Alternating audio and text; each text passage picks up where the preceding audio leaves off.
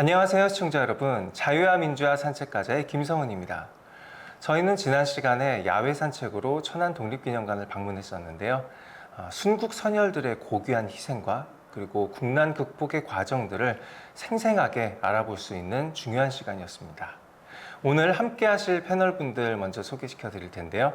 20 대표, 30 대표 각각 한 분씩 모셨습니다. 20 대표의 김지원님, 그리고 30 대표의 권대현님 모셨습니다. 안녕하세요. 안녕하세요. 예, 권대현님은 오늘 이제 처음으로 함께 해주셨는데요. 간단한 인사말 좀 부탁드리겠습니다. 저는 오늘 가볍게 또 즐거운 마음으로 왔고요. 잘 배우고 가겠습니다. 네, 감사합니다. 그럼 이제 오늘의 자유민주산책 강사님을 모셔보도록 하겠습니다. 저희 주니어 랜선 교육에서 많이 함께 해주시면서 6.25 전쟁의 가슴 아픈 전쟁사를 생생하고 그리고 구수하게 설명해 주셔서 굉장히 많은 분들의 심금을 울려주셨던 우리 장삼열 박사님 모셨습니다. 안녕하세요. 반갑습니다.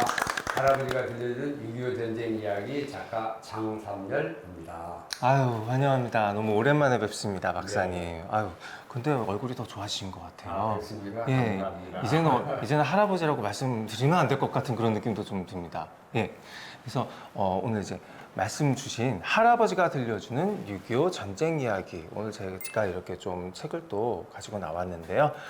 저번과 좀 다른 점이 좀 생겼어요, 박사님. 어떤 부분이 좀 달라진 것 같아요? 좀 작아졌죠? 그러니까 노란 딱지가 보이죠. 노란 딱지. 자, 노란 딱지 보이십니까, 여러분? 네.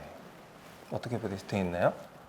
읽어주시겠어요? 국방부 진중문고. 국방부 진중문고라고 써 있습니다. 박사님, 설명 좀 부탁드려도 될까요? 그래서 국방부에서 우리 국군장병들이 꼭 읽어야 될 우수 도서로 선정한 것이 바로 진중문고를 하는데, 정말 감사하게 할아버지가 들려주는 6.25 전쟁 이야기가 몇 권 안 되는 그러한 도서 중에 선정이 됐습니다. 너무 축하드립니다. 네, 고맙습니다. 정말 대단하신 것 같아요. 네. 저번에 제가 봤었을 때도 이제 약간 좀 컸었잖아요. 사이즈가 네. 컸었을 때 굉장히 그림도 좋고 가독성도 좋았는데, 이번에 진중문고로 나온 이 디자인은 뭔가 한 주머니에 쏙 들어가는 약간 그런 사이즈로 나와서 군 장병 여러분들께서도 굉장히 들고 다니시면서 많이 읽을 수 있는 좋은 진중문고가 나온 것 같습니다. 다시 한번 축하드립니다. 감사합니다. 네, 그러면은 오늘의 자유민주산책 본격적으로 주제에 대해서 말씀드리고 살펴보는 시간 가져보도록 하겠습니다. 네, 박사님, 오늘 저희에게 들려주실 6.25 전쟁사에 대해서 간단하게 소개 말씀 부탁드리겠습니다. 오늘의 주제는 춘천 대첩의 숨겨진 비밀입니다. 춘천 대첩. 우리가 6.25 전쟁 그러면 크게 많은 전투가 있었지만 그 중에서 3대 대첩 중에 하나가 춘천 대첩이거든요. 그래서 오늘은 우리 20대, 30대 대표님과 함께 재미나게 아주 재미나게 풀어가도록 하겠습니다. 기대해도 기대가 괜찮을까요? 보면 우리가 6.25 전쟁 이야기 그러면 전쟁을 경험하지 못한 사람들은 왜 지금도 전쟁 이야기야? 라고 얘기하는 사람이 있는데, 전쟁을 해본 사람은 가장 중요하게 느끼는 게 뭐냐? 자유를 거저주는 게 아니다. 즉, freedom is not free. 이렇게 이야기하거든요. 그래서 그 중에 하나인 춘천 대첩을 통해서 한번 보도록 하겠습니다. 알다시피 1950년 6월 25일 북한군이 전 38선에 포병 사격을 1시간 정도 하고 나서 일거에 침략을 해왔습니다. 그래서 대부분의 전선에서는 제대로 전쟁의 준비가 안 된 상태에서 후퇴하기 바빴는데, 유독 춘천과 홍천 지역을 맡았던 보병 육사단은 정말 잘 싸워서 5일 동안 북한군의 진격을 잘 막아내줬거든요. 그래서 오늘은 그 얘기를 한번 들려주고자 합니다. 감사합니다. 네, 기대됩니다. 왜 육사단인가요? 육사단은 그쪽이 이제 작전 배치를 하다 보니까 춘천과 홍천 축선을 육사단이 맡게 되었어요. 그래서 그 육사단은 지금도 장병들이 N쪽에 부대 그 청성 부대라고 하는데, 그게 굉장히 자부심을 가지고 근무하거든요. 네. 오늘 혹시 이 군복이 그 군복인지 궁금합니다. 맞습니다. 제가 육사단 만기 병장 제대를 해서요. 그 춘천 대첩을 기념하기 위하여 제가 이렇게 또 네, 준비해서 나왔습니다. 아, 진짜 우리 사회적인 전통에 빛나는 청성부대인데 한번 어떤 초기 전투에서 잘 싸웠느냐 한번 보겠습니다. 여기 보면 춘천대첩은 1950년 6월 25일 날 이제 새벽부터 시작되는데 북한군의 2군단이 약 3만 5천 명을 동원해서 춘천 가평축선 그리고 인제 홍천 축선으로 공격을 해 온 겁니다. 그런데 거기에 기동전을 벌이기 위해서 그들이 잘 아는 자주포 그리고 모터사이클을 집중적으로 배치해서 신속하게 어떻게 하려고 그러냐 한강 북방에서 대한민국 국군을 완전 이중 포위하려고 한 거예요.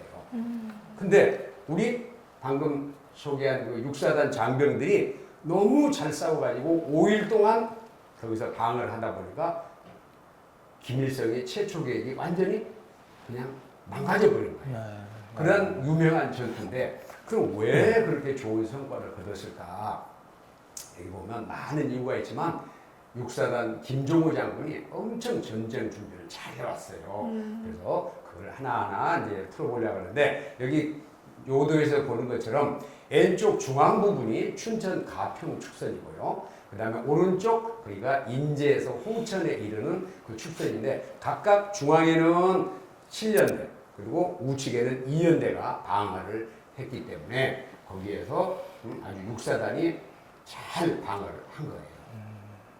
그래서 저기 보시면 다른 데는 다들 휴가 갔는데 이 팀들만 제대로 휴가를 못 간 그런 사실적인 기록이 있거든요. 그 육사단의 그 전통인 것 같습니다. 저도 휴가를 많이 못 받았었거든요.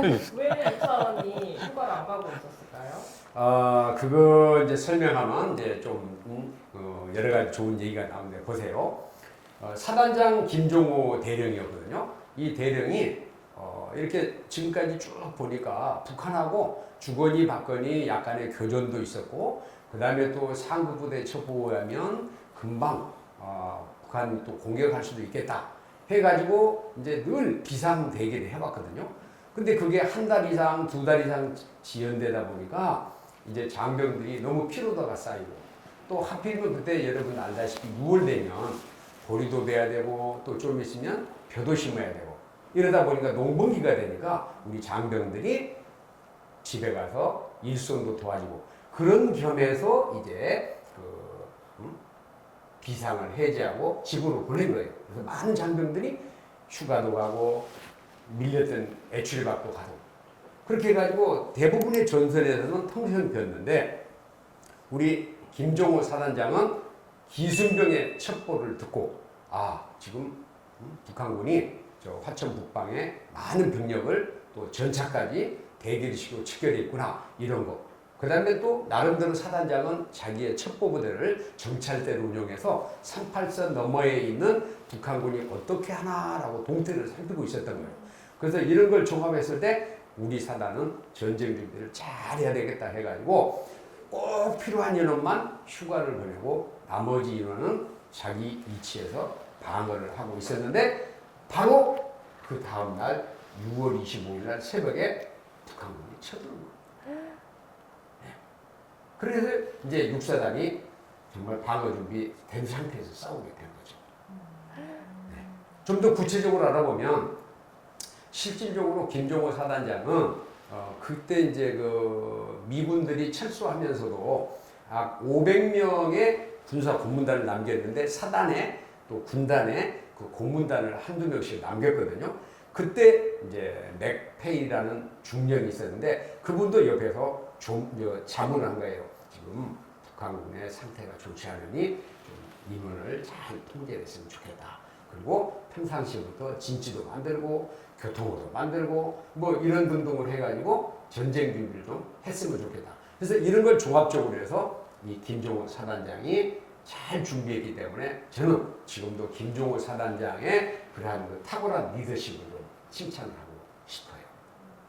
정말 대단하신 분 같아요, 김종호 그쵸. 대령님. 네. 근데 이제 너무 전쟁 준비 잘하면서 또 뭘 잘했냐면요. 사단장이 지역 주민과 관계도 엄청 잘 유지했거든요.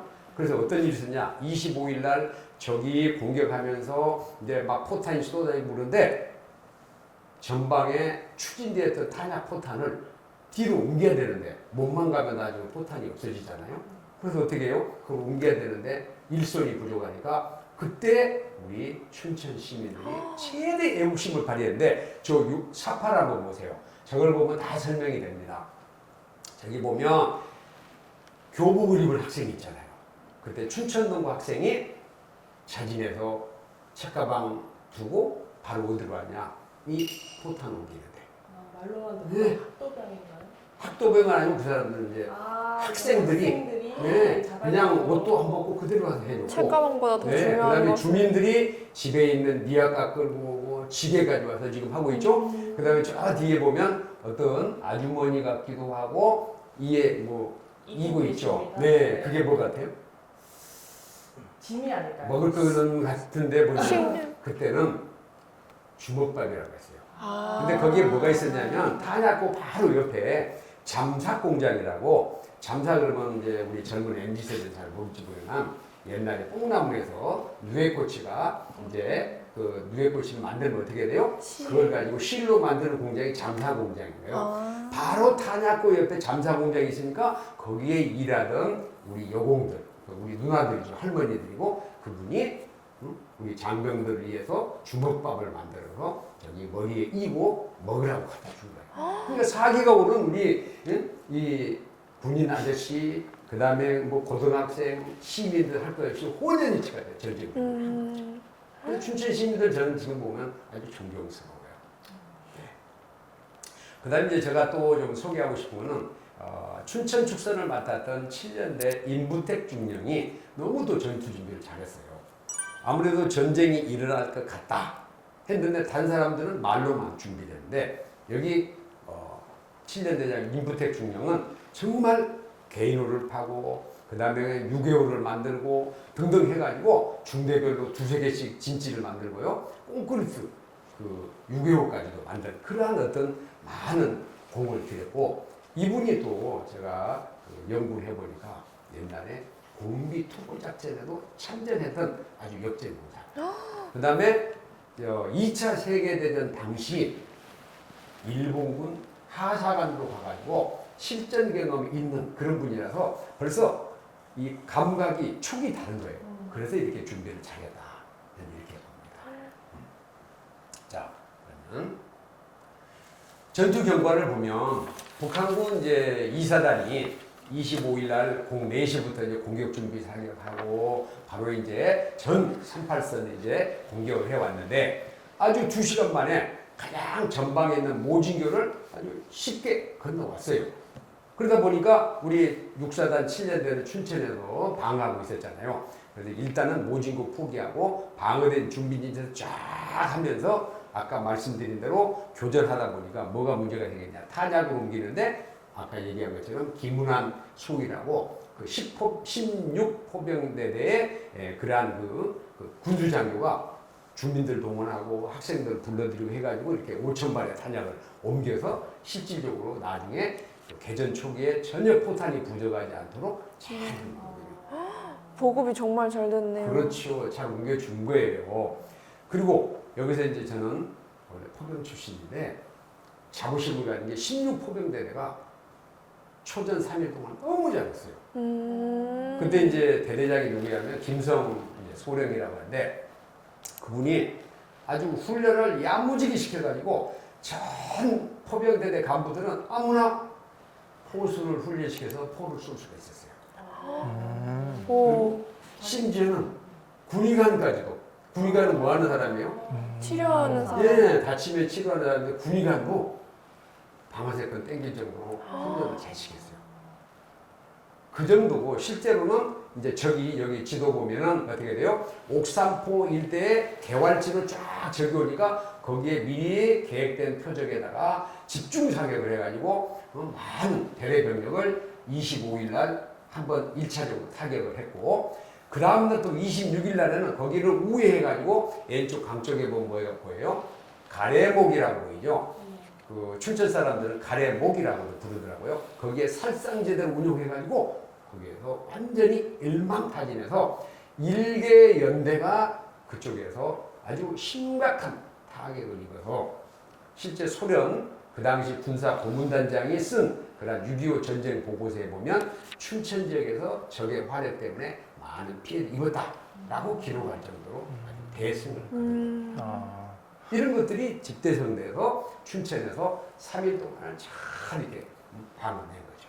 초반에는 저희 국군이 굉장히 많이 밀리는 모습만 그렇게 많이 부각이 그렇죠. 되었었고 약간 그랬었던 적이 네. 있었는데 이러한 승리의 전쟁사가 있었던 건 또 오늘 또 처음 들어보는 것 같습니다. 근데 여기다가 이제 또 제가 하나 또 꼭 소개해드릴 내용이 있습니다. 뭐냐면 여기 이제 보면 춘천 그 대첩비가 16포병 대대 있죠. 자, 빼놓을 수 없는 얘기가 뭐냐면 대전차 특공대입니다. 대전. 대전차요? 네. 대전차면 뭐가 큰- 생각나요? 큰 전차를 운영하는 특공조인가요? 그렇죠. 그럴 수도 있죠. 역시 20대는 좀 다른 생각을 합니다. 아주 크리에이티브한 생각입니다. 실제 여기서 대전차라는 안티 탱크, 그러니까 전차를 때려잡거나 방어하는 그런 역할. 오, 네. 대양한다. 이제 확실히 알아야죠. 네. 네. 안티. 그래서 그때 이제 적이 쭉 춘천 축선을 타고 내려오니까 일단 전차가 오니까 부릉부릉 하고 배경을 내면서 오니까 그걸 때려잡아야 되는데 당시 가지고 있던 75mm 무반동포를 빵 쏘았는데 섰을까요? 안 섰을까요? 서지 않았을까요? 네, 그렇죠. 스토리상 그렇겠죠. 그렇습니다. 두 번을 맞췄는데 이게 잠시 파괴되는가 싶었는데 푸석푸석 우리 애니메이션에 나온 것처럼 펄펄 털고 다시 브르릉 하고 나오니까 그 특공조에 갔던 사람들은 아주 패닉이었네. 오. 아니 무기로 분명히 맞췄는데 다시 쓰지도 않고 팍팍 오니까 어때요? 도망가는 수밖에. 무섭죠. 그래서 오후에는 특공적 5명을 뽑아가지고 시민 소리가 야 가자 우리가 앞장서자 해가지고 수류탄을 들고 그 다음에 거기다가 또 뭡니까 화염병을 들고 가가지고 은밀히 그 적군도에 있다가 빵 뒤에서 후방에서 다시 한번 빵 쏘니까 저기도 깜짝 놀랄거든요. 그때 해치려고 수류탄 던지고 그 다음에 그 안에다가 TNT 터뜨리고 해서 탱크를 잡은 거예요. 당시에 대한민국 국군이 전차를 소유하지 않은 상태였습니다. 그렇죠. 네, 맞죠. 네. 예, 그러니까 예. 그런데 역시 딱 그거를 정지시키고 파괴를 하다 보니까 처음에는 전차 잡을 수가 없어서 도망갔던 병사들이 야 우리도 잡을 수 있네 사기도 오르고 자신감도 생기고 오. 더 재미난 거는 그때 저 시밀소위랑 특공대원들이 야 우리 전차 잡았다 했는데 실제 전차가 아니고 나중에 알고 보니 그게 자주포였어요. 아, 자주. 아. 네, 자주포 포가 네. 통상 포가 끌고 가잖아요 차가. 네. 근데 그 당시에 탱크처럼 궤도가 있어가지고 이렇게 오는 거예요. 아. 근데 우리는 전차도 없었잖아요. 네. 그러니까 어떻게 전차인지 생겼는지. 자주포인지 모르는데 배경으로 보니까 저게 분명히 전차일 거야 하고 때려잡았는데 나중에 보니까 그게 전차가 아니고 네. 자주포였다. 자주포였다. 어쨌든 일단 그게 엄청난 괴력을 가지고 있었으니까 장병들한테는 아주 무지무지한 사기 공포의 증진에는 대상이에요. 정말 최고였겠네요. 그래서 우리 시민소위는 그러한 공로에서 태극 무훈장도 받고 미국에서도 고문관이 보니까 너무 잘 싸웠잖아요. 용감하게 생명 걸고 그래서 미은성 무공훈장을 줬어요. 여기 노드에 보는 것처럼 관련된 탑이 저렇게 기념탑이 있습니다. 네. 그 다음에 이제 춘천 축선에서 이렇게 잘 3일 동안 싸우고 있었는데 그럼 홍천에서는 뭐 하고 있었느냐? 우리가 홍천 그러면 이제 말고개 생각 많이 하거든요. 그래서 말고개에는 누가 왔냐면 북한군 12사단이 저쪽 어론이로부터 쭉 해가지고 어디까지? 이제는 홍천을 거쳐서 서울로 해가지고 이중코리아에서 간 거예요. 그런데 처음에 25일날 공격에서 밀렸어요 일단. 근데 여기에 있는 이연대장이 26일날은 힘을 내가지고 한번 역습을 했어. 근데 역습에 실패를 해버렸어요. 아이고. 그래서 어쩔 수 없이 이제 다시 실패하니까 어때요? 살아야 되고 전투력 보존해야 되니까 후퇴하는데 어디로 가냐면 가장 방어하신 분이 중간에 보면 말고개라고 써있죠. 말고개 일대에다가 이제 방어 진지를 이제 점령한 겁니다. 그리고 그때 다가오는 또 이제 병력을 이제 제압하기 위해서 했는데 이때 또 대전적 공격조가 빛을 발해요. 자, 여기 보면 원창 말국의 전투에서 그 당시 이연대가 가장 기본적인 방어 진지를 했었고 그 다음에 예비로 19연대가 있었거든요. 11명의 특공대가 조단칠 일병이 중심이 돼가지고 이제 공격하는데 이번에는 또 어떻게 공격했느냐. 피가 주룩주룩 흐르는데 시체를 가장해가지고 탁 누워있는 거예요. 접근도상에. 왜냐면 많이 사람 죽었으니까 의심하지 않잖아요. 근데 뭘 가지고 있었어요? 파괴할 수 있는 수류탄, 그 다음에 아까처럼 TNT 이런 것들 가지고 탁 있다가 딱 오니까 앞에서 또 어떻게 돼요? 공격을 딱 하니까 일단 멈출 거 아니에요. 그때 올라가가지고 하고 또 궤도에다가 수류탄 넣고 퍼붓고 그 다음에 포신에다가 넣어가지고 해서 여기서 10대 이상 파괴해요. 그리고 거기서 튀어나온 적군을 사살해가지고 이렇게 해가지고 어떻게 됐어요? 완전히 그쪽 이 말고기 가보신 분은 알지만 엄청 그 당시만 해도 꼬불꼬불하고 그 기포장도 그러기 때문에 앞에 있는 전차가 딱 쓰니까 그 다음 어떻게 될까요? 다 쓰는 거죠. 그쵸. 다 쓰니까 어떻게 돼요? 옆에 있는 우리 장병들이 가가지고 공격하고 막 수류탄 따부시고 해가지고 열대를 잡은 거예요. 그러다 보니까 춘천에서 3일간 그 다음에 여기에서 또 5일간 해서 가장 전과를 초기 전투에서 올린 아주 사람이 승승장구했네요. 네, 그 사람이 바로 육사다. 육사다. 그 사여자 지금 딱 왼쪽 어깨 내미는 거 보세요. 영화로 만들어도 충분히 손색 아이, 없는 이야기인데. 그럼요. 그러니까 네. 게다가 일병분이 하신 거잖아요. 네네네. 네, 정말 대단한 것 같아요. 그렇죠. 그 지원님이랑 저는 이제 DMZ 둘레길 대장정을 하면서 실제로 이제 전차도 보고 자주포도 보고 했었는데 그 맨몸으로 폭탄을 안고 그 거대한 무시무시한 그런 무기 앞에 이렇게 몸을 던져서 희생을 할 수 있다는 거는 정말 보통 정신력 가지고는 불가능한 것 같습니다. 대단한 용기가 성인이죠. 맞습니다. 맞습니다.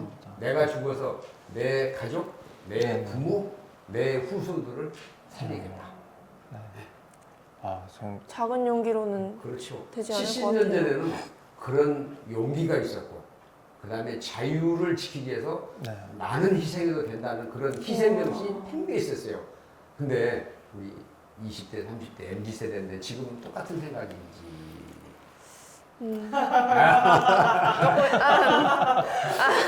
생각만 해도 아찔합니다. 네. 내일 출근을 못한다니. 학교는 가야죠. 네. 그래서 이러한 교육들이 굉장히 많이 좀 더 필요한 것 같고 오늘 말씀 주시는 이런 부분들이 더 마음에 많이 와닿는 것 같습니다. 예. 그래서 이제 제가 이렇게 이런 주제를 가지고 이렇게 함께 얘기하는 것도 다 정말 70여 년 전에 대한민국을 지키기 위해서 우리 할아버지들이 또 우리 그 유엔군들이 이름도 없이 빛도 없이 와서 지켜준 그 감사하는 마음도 있고 만약에 이런 일이 더 있어서는 안 되지만 있을 때는 우리도 과거에 우리 조상들이 했던 것처럼 할아버지가 했던 것처럼 우리도 해야 되겠다 하는 이런 어떤 교훈적인 의미가 있는 거죠. 자, 그러면 춘천지구 전투가 어떤 결과를 가져왔느냐? 자, 제가 신나게 얘기를 했지만 실질적으로 우리 피해도 있었어요. 약 370명 가까이 사상자가 생겼고 그리고 그 대신 적은 어떻게 되냐?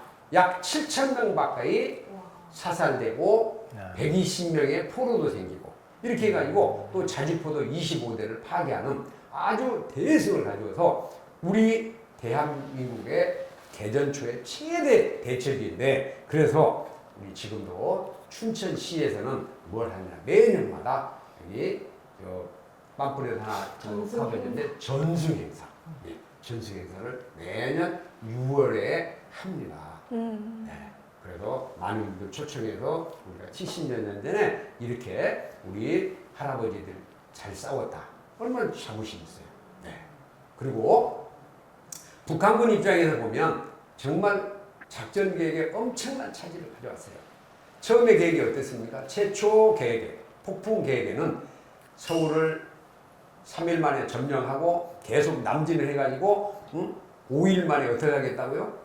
한강 이북에 있는 국군 주력을 완전히 포기하겠다고 양해 포기를 하기로 했는데 김일성 입장에서 보면 N쪽에 춘천과 홍천 죽상 N쪽 이 포위망이 절단된 거예요. 네, 와. 그러니까 너무 화가 나가지고 어떻게 됐냐면 김일성이 나중에 알고 이군단장 누구야? 해가지고 김광엽 소장이 이군단장이었는데 보직해임.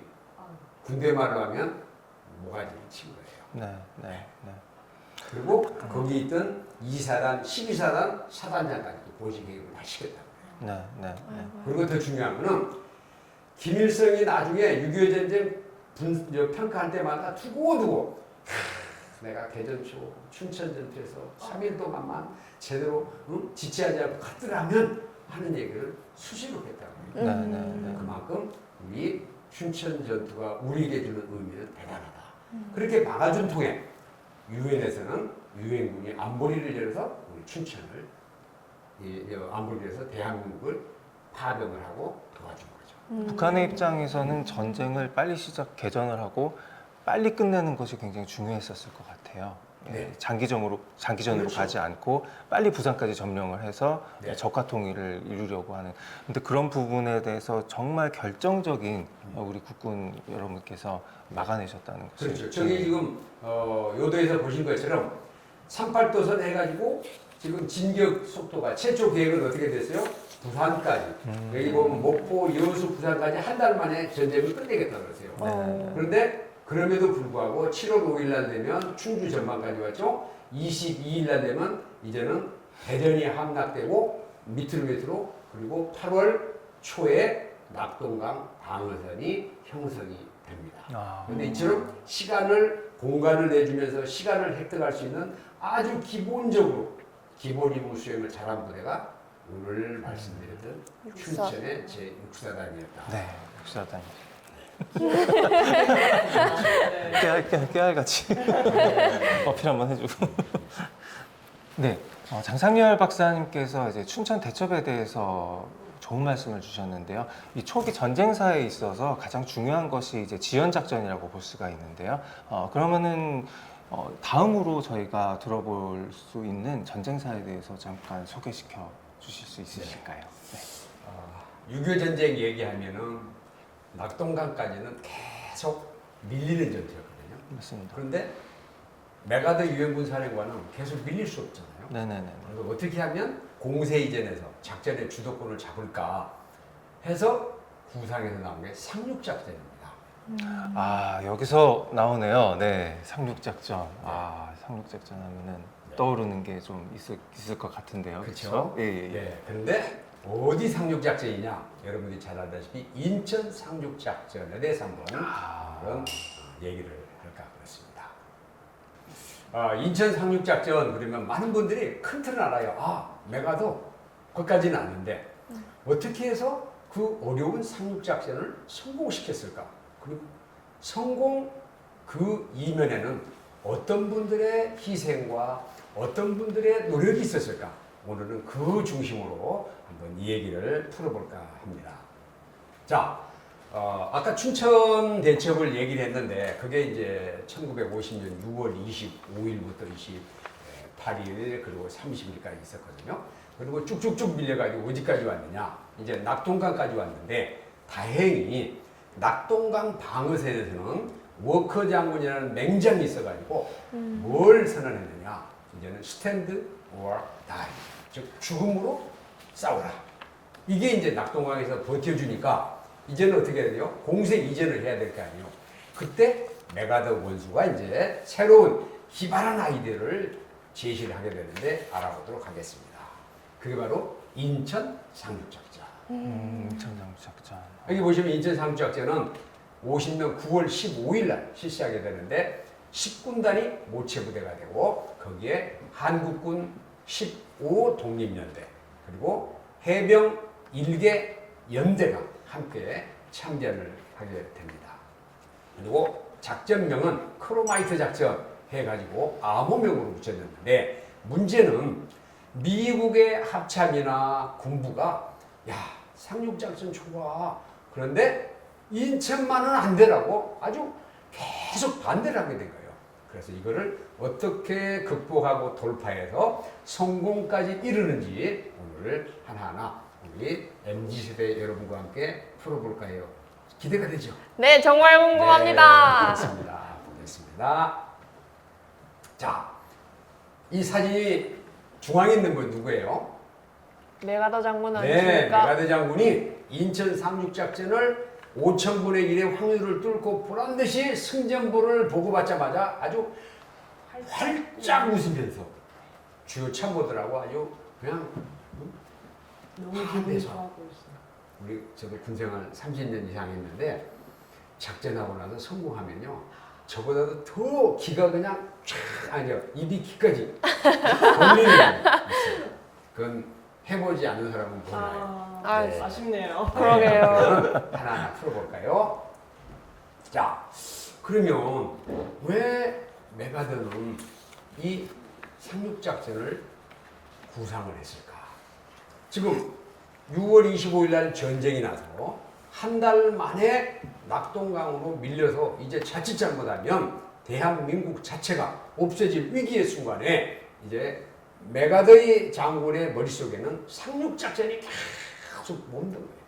그래서 상륙작전 근데 어디로 해야지? 이런 생각을 한 거예요. 근데 참고로 메가더 장군은 2차 세계대전 당시 상륙작전으로 빛을 본 사람이에요. 그래서 개구리 뛰기 전법 예를 들면 강한 곳은 남겨놓고 삥 돌아가서 다음 점령하고 점령해서 일본군들을 아주 대파를 시키거든요. 그래서 기록에 의하면 메가더 장군은 87번의 상륙작전에서 대부분 성공한 거예요. 우와. 그래서 상륙작전에 대한 어떤 자신감도 있었고 여기 사진에서 보시면 저게 뭐냐면 6월 29일 날 바탄기 전용기를 타고 수원 비행장에 내려서 한강을 내려다보면서 뭘 생각했느냐? 언젠가는 내가 상륙작전을 해야 되겠다라고 그때부터 생각했다는 거예요. 그게 이제 전략적인 배경입니다. 자, 그런데 문제는 알다시피 상륙작전 하면 어떻게 돼요? 접근로도 줘야 되고 그 다음에 조수 간만의 차도 적어야 되잖아요. 네. 근데 인천은 그런 모든 앞조건을 다 갖췄어요. 조수 간만의 차가 10m 이상이 되죠. 갯벌이 엄청 많죠. 또 접근로 수로가 제한되죠. 그래서 미 군부에서도 뭐라고 했냐. 야, 인천 상륙작전 5,000분의 1이야. 메가더 장군이 지금 도박한다는 거야? 라고 질문할 정도. 5,000분의 1이면 도박이라고 할 만하죠. 그렇죠, 도박이죠. 로또보다도 더 힘들 수도 있는 거죠. 그렇죠. 그래서 그 당시 합참장이 누구냐면 브래들리 원수, 그 다음에 육군참모총장 콜린스 대장, 해군참모총장 셔먼 제도 이런 분들이 그냥 계속 안 된다, 안 된다. 그리고 나중에 뭐라고 하냐면 진짜 상륙작전 하고 싶으면 다 좋은데 인천만은 안 돼.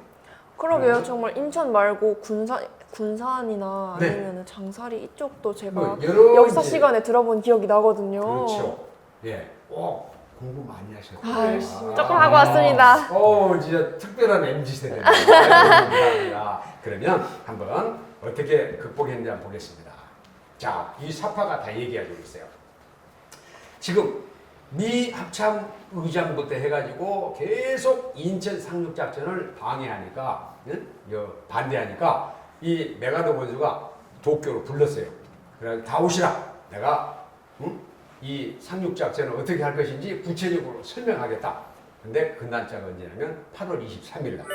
그래서 이 동경 거기 큰 그 사령부 안에 해가지고 불러놓고 무려 6시간 동안을 이제 강변하는 겁니다. 기록에 의하면 1시간 정도를 본인이 설명을 하고 그리고 나머지 시간에 토의하는데 점심때가 돼서 밥을 먹어야 되잖아요.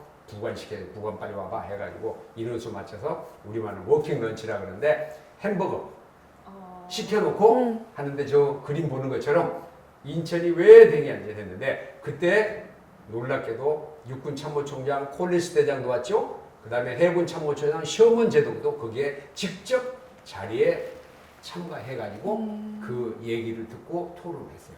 그래서 그때 이미 대세가 기울어져서 뭔가 좀 찜찜하긴 하지만 워낙 유엔군 사령관이 하겠다고 하니까 일반적인 오케이를 한 거예요. 그래야 이제 이루어지게 된 겁니다. 그래놓고 여기 뭐라고 그랬냐? 다 반대하니까 저 위에 써있는 말 있죠. 모든 상륙작전 교과서 다 봐라. 그러면 당신들이 말한 금기상, 상륙작전의 금기상이 다 있는데 그게 인천에 딱 맞게 돼 있다. 근데 중요한 거는 당신들은 5천의 불가능성을 보지만 나는 1의 가능성 가지고 도전하겠다. 그래서 보란듯이 북한군도 제대로 대비하지 못한 것을 뒤집어 엎고 성공을 하게 된 거예요. 정말 떡심이 대단하신 분. 자, 그래서 일단 이제 승인이 나니까 어떻게 했습니까? 가장 중요한 거는 작전 보완이잖아요. 야, 이걸 어떻게 극복을 해야 되냐? 왜? 어디로 간다더라 그러면 거기에 대비하면 죽는 거죠. 가장 취약한 게 교두보를 확보하기 전에 바다에 있을 때 또는 배에서 내려서 이제 해안가로 갔을 때가 가장 취약한데 그때 공격하면 방법이 없잖아요. 그래서 작전 보완을 잘 했고 일본 그 기지 내에 있는 기자들한테도 협조를 부탁하고 그 다음에 또 거짓 정보도 알리고 이런 식으로 해서 저희처럼 이 일본 주요 그 항구로부터 했고요. 그 다음에 더 중요한 건 뭐냐? 양동 작전을 했어요. 그래서 아까 얘기한 대로 군산에 많은 사람들이 해자가 됐잖아요. 아, 군산으로 할 것이다. 맞아, 군산이야. 하면서 군산에 특공대를 보내고 거기에 함포, 그 다음에 항공 포격까지 계속 해가지고 북한 김일성이 보면 오, 저놈들이 진짜 군산으로 오는 모양이다. 이렇게까지 했고 여기 지도에 있는 것처럼 진남포, 원산, 삼척 이런 데도 계속 항공기 폭격으로 해서 여긴가 저긴가 기껏인가 하게 만든 거예요. 치밀한 작전적. 그렇죠. 요즘 네. 말로 얘기하면은 빌드업의 과정이 굉장히 치밀했다는 생각이 좀 드네요. 예. 근데 더 중요한 건 여기서 꼭 하나 제가 좀 세부적으로 설명해 드리고 싶은데 그게 뭐냐면 장사리 상륙작전. 장사리에 상륙을 했네요. 네. 결국. 네. 네.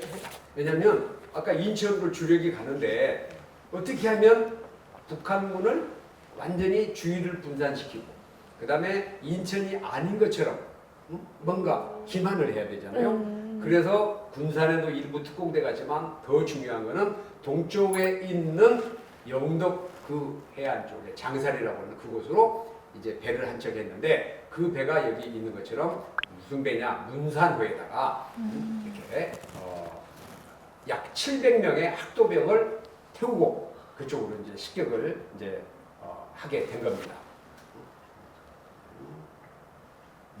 그래서 여기 보시면 700명의 학도병과 그 다음에 일반 그런 그 간부들 한 5, 60명 타가지고 800명 넘게 그쪽에 해안으로 갔는데 하필이면 그때 태풍이 몰아와가지고 바로 해안 앞에서 어떻게 됐냐 그 군산호가 자초가 된 거예요. 오가지도 못하니까 이제 꼼짝없이 당하게 됐는데 그때 마침 SOS를 쳐가지고 미군함 엔디코트함이 지원 사격을 계속하고 또 이제 다른 그 함재기가 와서 해가지고 상륙 작전을 합니다.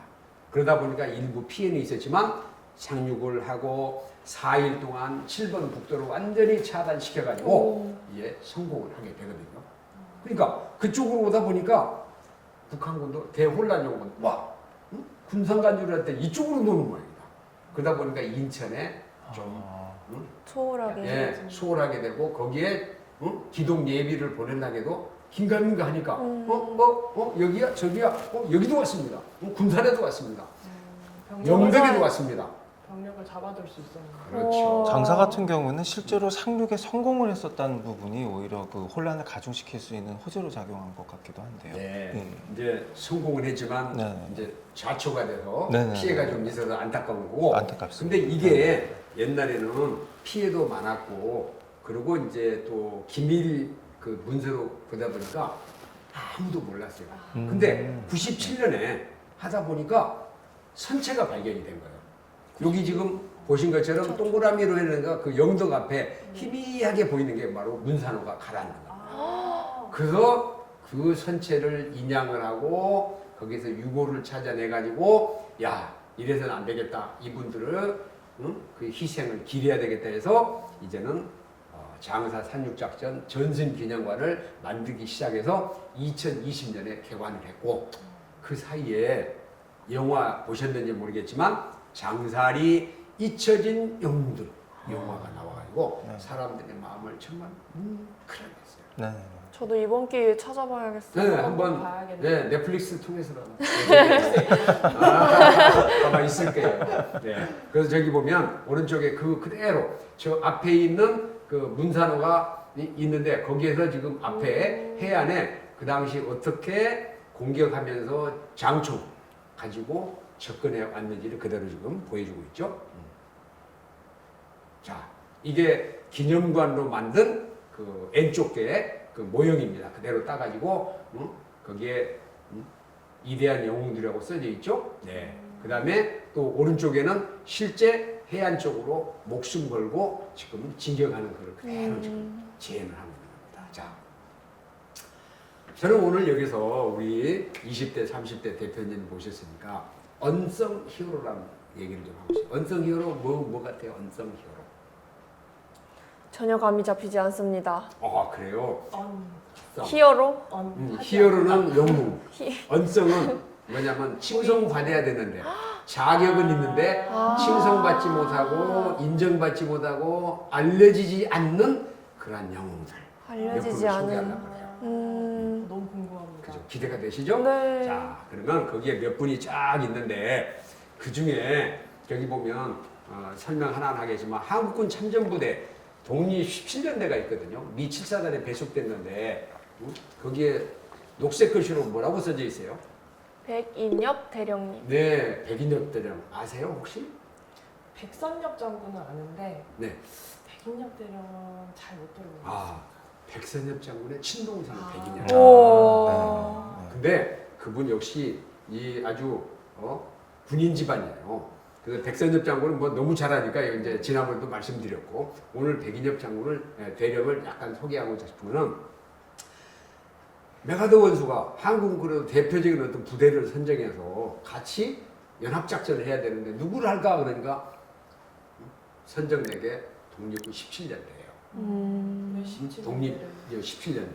그런데 왜 그럼 17년대 했느냐? 17년대가요 이 후퇴하는 과정 속에서 너무 잘 싸웠어요. 그래서 이 화령장 전투에서 적 2개 연대를 완전히 몰살시킨 그런 장본인이 17년대거든요. 그래서 그게 미군 그 장군들 머릿속에 야 17년대 같으면 우리랑 잘 콤비를 이루어가지고 싸울 것 같다 했는데 문제는 그 당시 연대장이 후퇴할 때 싸울 때는 백인엽이었는데 지금 사단장 하고 있거든요. 그래서 이제 네, 더 높은 거네. 네, 높은 사단장 하고 있는데 17년대가 하니까 연대장을 누구로 할까 하다가 정일권 참모총장이 백인엽 대령 찾아가서 그랬어요. 사단장이지만 사단장인데 제차에서 인천 상륙작전을 하는데 17년대가 가게 됐다. 당신 연대장 하겠냐? 당신 사단장인데 끌어내려서 예를 들면 임원인데 너 부장해. 그러면 엄청 기분 나쁘잖아요. 30대가 제일 싫어하는 말이야. 그렇죠. 근데 백인엽 당시 그 사단장 하신 말씀이 각하 연대장이면 어떻고 중대장이면 어떻습니까? 나라를 위해서 헌신할 수 있다면 저는 전혀 개의치 않겠습니다. 이렇게 대답하고 참전해서 혁혁한 거. 정말 그릇이 넓으신. 거의 백이종군 아닌가요? 뭐 백의종군까지는 아닌데 그만큼 계급 뭐 다 띄고 오직 구국 신념. 우리는 그런 분들이 있었기에 대한민국이 있었다. 자, 그럼 또 다른 얘기 한번 해볼까요? 저 지금 인천 상륙작전은 월미도 여기 지금 그 해벽을 넘는 과정입니다. 저분이 누구냐면 로페즈 중이에요. 자, 지금 네. 한참 전쟁 중인 것 같은데. 그렇죠. 지금 사진이 6월 25일 날, 네. 6월 25일 날 지금 그 해안에 한포 사격 마치고 선발대가 가서 이제 해안에서 쫙 올라가는데 북한군이 거기서 대항을 하잖아요. 그러니까 병사들이 잘 안 나가니까 소대장이 항상 소대장 어떻게 해요? Follow me 하잖아요. 나 따라. 그래서 이 로페즈 중위도 바로 수류탄 메고 가서 던지고 그 다음에 두 번째 던지려고 그러는데 적이 쏜 탄환에 자기가 이 가지고 있던 팔을 맞은 거예요. 수류탄 두 번째 까는데. 근데 수류탄이 어떻게 돼요? 맞으니까 떨어뜨렸어요. 안전피는 뽑아졌지. 아이고. 어떻게? 잘못하면 자기 병사는 다 죽을 것 같으니까 순간적으로 판단해서 그 수류탄을 향해서 그대로 끼안고 이분이 죽은 거예요. 산화하고 너무 강제로 안타까워요. 수령하고 비슷한 거예요. 그 전에 있었지만. 그러네요. 그래서 근데 저 사진 누가 찍었냐? 네, 그게 궁금합니다. 히긴스 종군 기자가 찍었어요. 어디서 많이 들어본 근데 이름인데. 저 사진 찍고 얼마 안 있어서 저분이 돌아가신 거예요. 아이고. 네. 그런 일이 전쟁에서는 있을 수밖에 없어요. 비일비재하죠. 자, 그다음 또 말씀드리고 싶은 건 이제 아까 종군 기자 얘기 나왔으니까 저 누군지 기억나세요? 사진 보고. 방금 말씀하신 그렇죠. 히긴스. 종군 기자 히긴스는 70년 전에 남자 종군 기자도 많지 않았는데 이분은 여자인데도 이렇게 미 버클리도 나오고 아주 수제예요. 근데 여 종군 기자로서 이제 한국에 왔어요. 마침 그때 이제 뉴욕 헤럴드 트리뷴 기자로서 동경에 와 있었거든요. 근데 한국에서 전쟁이 났다. 그러니까 바로 사흘 만에 6월 27일 날 4명의 기자와 함께 한반도에 이게 취재로 왔는데 그 중에 여자 한 명, 최초 우와. 여자 종군 기자가 온 거예요. 그래서 여러 가지 특종 기사를 많이 냈고 한국 전쟁이라는 책도 써가지고 국제 퓰리처상 수상도 했어요. 여성 최초. 네. 그런데 하나 비화를 생각하면 자 이제 인천 상륙작전을 취재하려고 히긴스 기자가 이제 배를 타야 될 거 아니에요. 네. 타려고 그러니까 그 선원이 너 당신 못 타. 그러니까 왜 못 타냐 그러니까 여자 타는 게 아니다. 이렇게 한 거예요. 여자가 지금- 배 못 타나요? 아 그 당시는 그랬어요. 아, 그 그럼 당시는 차별을- 여자들 타면 조금 꺼려야 했던 것 같아요. 어. 대부분 남자들이. 남자들이 수긍했어요. 대부분 있는 그렇죠. 거니까. 네. 그러니까 물러설 히긴스가 아니잖아요. 아, 그렇죠. 딱 하면서 저기 보세요. 저 메가드하고 탁 폼 잡고 있는 거 보세요. 당당하게 나 여자 아니야. 나 기자라고. 와 정말 멋있으신데요? 그래서 타고 저 사진도 찍을 수 있어요. 와. 우리 박수 한번 쳐드릴까요? 그리고 재미나는 거는 워낙 야전을 다니다 보니까 화장품이 부족할 때는 진흙으로 화장했대요. 가린 거 아닐까요? 글쎄 그거 모르겠는데 화장품 대신 진흙을 쓰는 여자. 멋있네요. 굉장히 하여튼 그 재미나는 그 얘기거리를 만드신 아주 대단한 분인데 안타깝게 저분이 이제 베트남전 취재 갔다가 라오스에서 풍토병 알아가지고 아이고. 이제 아주 또 베트남. 어, 아니 베트남까지 가셨어요? 네, 그것도 또 종군 기자니까 가서 네. 취재하다가 와. 풍토병 걸려서 정말 굉장한 분이시네요. 일찍 돌아가시네. 네. 그래서 우리는 이런 분들 때문에 제대로 전장 실상도 알고 정말 로페즈 중인가 그 죽을지 어떻게 알았어요. 근데 그게 아주 대표적인 사진이 된 거예요. 살아있는 사진. 네. 그리고 저는 요거 하나 얘기하고 싶어요. 이 책에다가 한국전쟁 마지막에다 뭐라고 썼냐. 공산주의자들에게 타협이란 시간 벌기 위한 수단이자 속임수일 뿐이다. 대한민국은 세계인을 잠게 놓는 자명종 역할을 하고 있다. 이렇게 아주 멋진 코멘트를 한국전쟁 뒤에다가 써놨어요. 지금도 유효한 멘트네요. 그렇죠. 네. 네. 자, 그 다음에 또 인천 상륙작전의 숨은 영웅인데 켈로그 됩니다.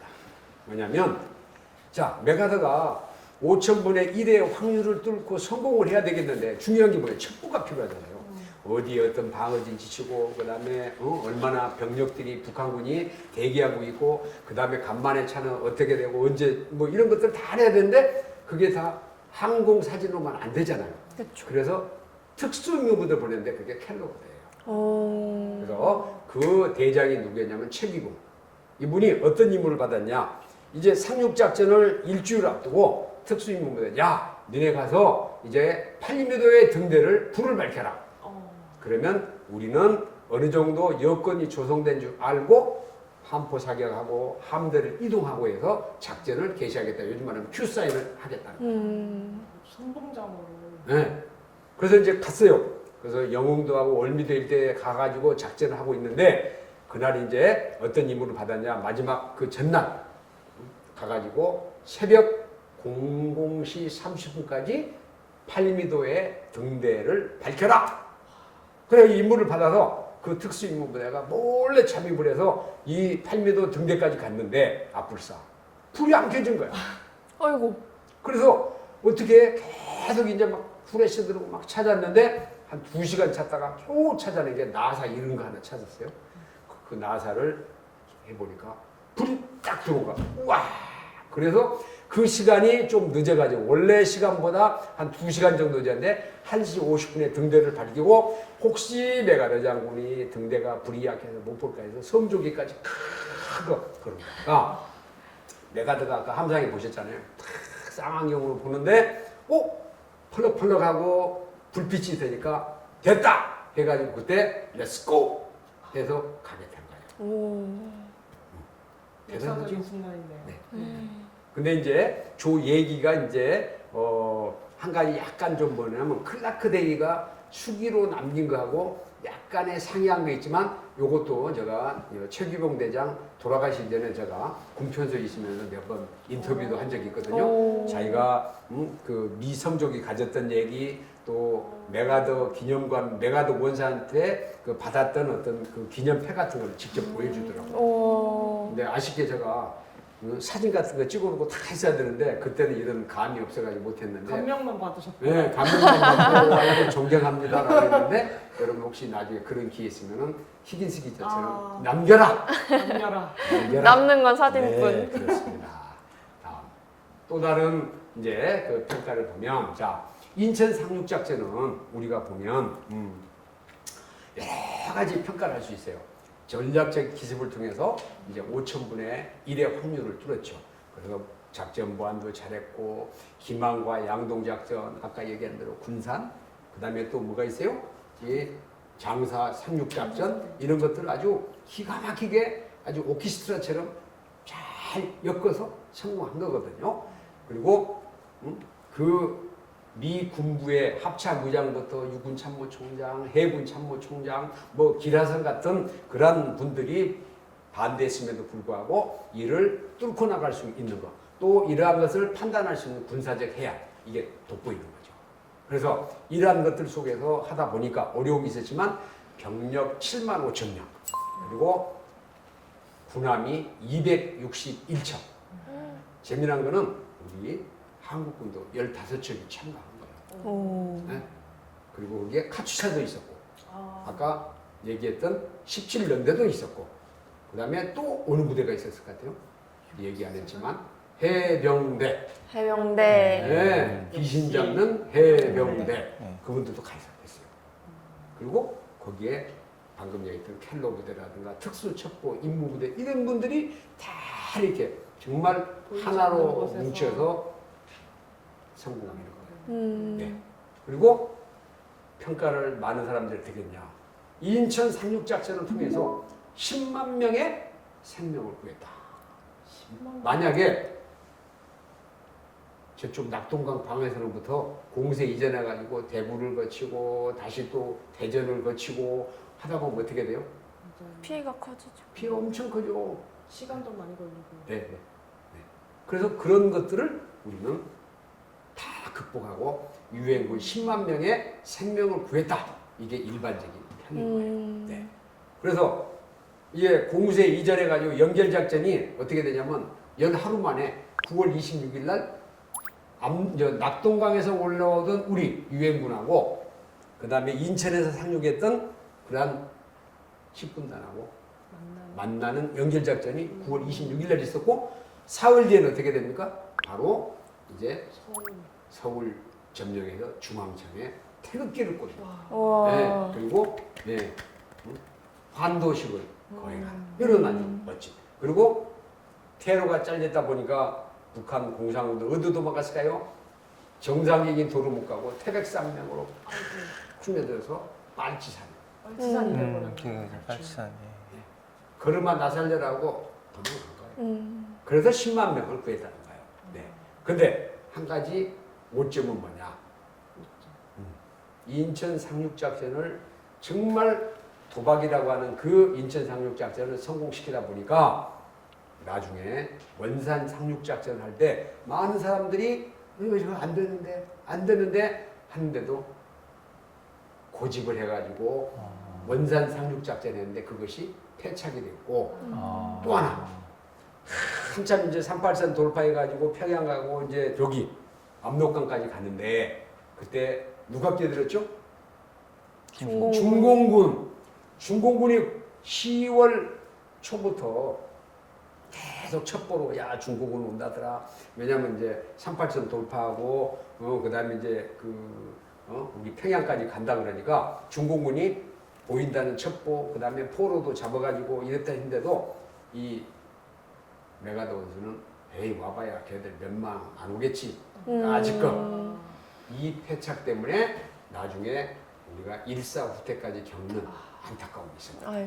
네. 이런 것들. 그러니까 뭐든지 과하면 안 되는 거죠. 자, 이제 보면은 우리가 인천 상륙작전을 갔지만 다시 한번 강조하지만 프리덤이 있습니다. 많은 희생이 있었고 또 많은 노력이 있었고 해서 인천 상륙작전에서 조기에 서울 점령할 수 있었지만 중요한 건 뭐냐? 유엔의 많은 분들이 여기 책에도 많이 나와 있습니다만은 우리 대한민국 어디에 붙은지도 모르고 또 우리 한국 사람이 어떤 사람인지 본 적도 없는데 오직 국가의 부름을 받아서 젊은 남녀 군인들이 대한민국의 자유를 구하기 위해서 이리 왔다. 그래서 우리는 지금도 교훈을 씁니다. 평화로 나가던 전쟁을 대비하라 하는 로마의 베게티우스의 그런 그분을 잘 새겨드려야 되고 여기 MZ세대, 20대, 30대 대표였는데 우리 대한민국의 안보 지킴이는 누구일까요? 제가 한번 해보겠습니다. 바로 내 자신입니다. 여러분입니다. 저는 그래서 그 사람이 누구냐? 그 한 사람이 바로 나 자신. 이런 주인의식 가지고 지켜야지. 지금 보세요. 오물풍선 난리죠. 그 다음에 엊그제 어땠어요? 남북 도로 차단하고 방벽 쌓겠다고 선언했잖아요. 네. 그럴 때 우리가 만약의 사태 때는 안보 지킴이로 나서겠다라고 하나로 뭉치면 김정은이 함부로 우리를 침략할 수 없는 거죠. 네. 이게 인천 상륙작전 6.25 전쟁 교훈이 아닌가 싶어요. 네. 아우, 좋은 말씀 감사합니다, 박사님. 저희가 장사멸 박사님 모시고 6.25 전쟁사, 춘천 대첩과 인천 상륙작전 성공의 비화에 대해서 오늘 들어보는 시간 가졌습니다. 여러 가지 생각해 볼 부분이 굉장히 많았었는데요. 우리 나라를 지키기 위한 노력, 그리고 평화를 지키기 위한 노력이 비단 모든 어떤 특정한 인물들한테 국한되는 게 아닌 먼저 나 자신부터 실천해야 된다는 그런 뜻깊은 아주 진리를 알 수 있게 되는 소중한 시간이었던 것 같습니다. 저희 패널 여러분도 오늘 박사님을 위해서 박수 한번 쳐주시죠. 예, 감사합니다. 예, 오늘 장사멸 박사님 모시고 6.25 전쟁사, 춘천 대첩, 그리고 인천 상륙작전에 대해서 말씀 들어보는 시간 가졌는데요. 어떻게 우리 20 대표이신 김지원님 간단한 소감 좀 부탁드릴까요? 네, 안녕하세요. 저는 20 대표이기 이전에 21살 김지원으로서 사실 저의 생일이 6월 25일입니다. 그래서 다른 사람들보다 6.25 전쟁에 대해서 더 많이 알고 있다고 생각했는데 춘천 대첩이나 인천 상륙작전에 대해서 이렇게 깊게 알게 되니까 좀 더 뜻깊은 시간이 되었던 것 같습니다. 정말 감사드립니다. 네. 다음은 30 대표님, 우리 권대은님. 네. 기회를 주셔서 감사합니다. 저는 30대로서 이제 35살이 되었는데 학교를 졸업한 지도 오래되었고 그러다 보니 좀 잊고 살았던 것 같아요. 그리고 저희는 아주 풍요로운 시대를 많이 지났잖아요. 2002년 월드컵도 있었고 10년도에는 또 밴쿠버 올림픽으로 우리가 즐거움을 많이 있어서 저는 선진국에서만 살았거든요. 근데 이런 이제 역사를 일깨우다 보니 또다시 안보 지킴이 저거라는 사실을 또 한 번 일깨우게 되어서 정말 즐거운 그리고 뜻깊은 시간이었습니다. 감사합니다. 예. 오늘 너무 좋은 말씀 해주신 우리 장사멸 박사님을 위해서 박수 한번 보내드릴까요? 네, 감사합니다. 예, 저는 다음 시간에 새로운 자유민주 산책으로 시청자 여러분들 찾아뵙도록 하겠습니다. MC의 김성은이었습니다. 자유야, 민주야, 산책 가자!